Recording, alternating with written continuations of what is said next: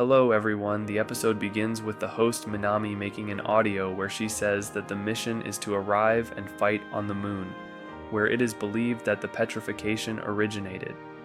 Then we see that they are in the middle of a storm, and Senku and Ryusei are arguing about how long it will take to get there, but Taiju separates them. Then they prepare for their journey, where they will first go to America, specifically to San Francisco, where they will sail by sea to reach in 40 days. However, Ryusei disagrees and says it's better to go in a straight line. Since both are right, they decide to hold a vote and come to an agreement, but Ryusei gets angry and they will have a duel. But a poker duel?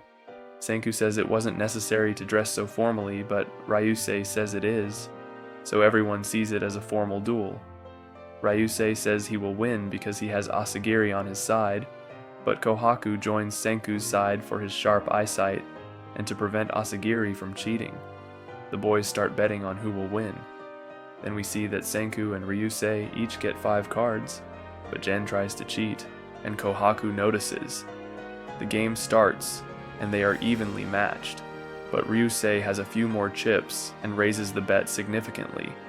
Senku tries to figure out if he is lying or not, but it is impossible to know. And just as Gen tries to cheat again with sugar, to make the cards not slide easily, Senku notices something in his sleeve. Gen says there's no more trick, and if they don't believe him, they can look at the cards. Senku and Kohaku check them, but realize they got distracted for a second, and Ryusei increased the bet because he saw their cards. Senku realizes that everything Gen did was for this moment, as he used magic to change 4 of Ryusei's cards, giving him 4 aces. Senku, super focused, decides to go all in, and they also cheat by taking cards from the middle. Ryusei decides to go all in too, and Senku wins with a royal flush. Then they decide to sail around the sea to reach in 40 days, and the boys decide to play at Ryusei's casino. Senku also sets up a bar where they all start drinking beers, and everyone celebrates.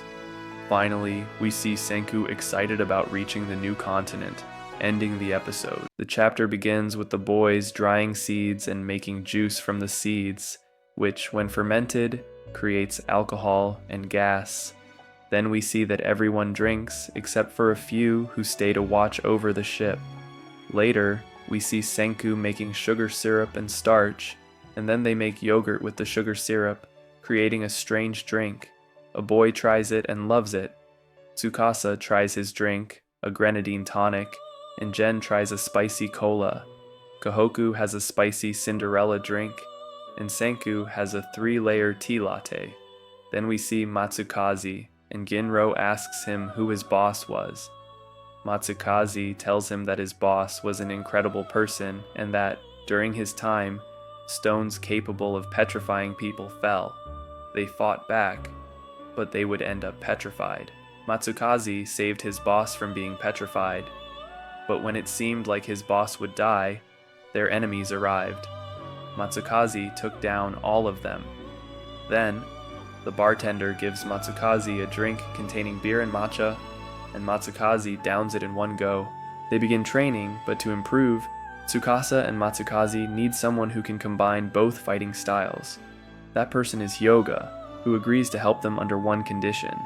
He wants to revive 2 people, a boy and a girl who seem quite strong. They begin training, and Kinro and Jinro go elsewhere to train as well. Next, we see Ryusui's theater performance. He begins by saying that at the start of the Middle Ages, pirates dominated the North Sea. He talks about the Vikings, who, thanks to their nautical skills, reached the Americas 500 years before Columbus. This sparked a legend that said they could always know where the sun was thanks to a sunstone. Ryusui adds that determining position and direction at sea was that difficult. Gen asks Senku how the Stone Age GPS works, and Ukyo responds that they send high-frequency signals that make a buzzer vibrate every hour, and they record it. Then they ask how they know where they are, and the answer is by calculating longitude and latitude. Later, they are in the middle of a storm and can't see where the sun is, but Chrome has an idea and looks for the sunstone, which reflects twice, allowing them to see where the sun is. With this, they set their final course to America. After the storm passes, they encounter an iceberg in Wales. Finally, they see land, having reached the American continent, ending the chapter.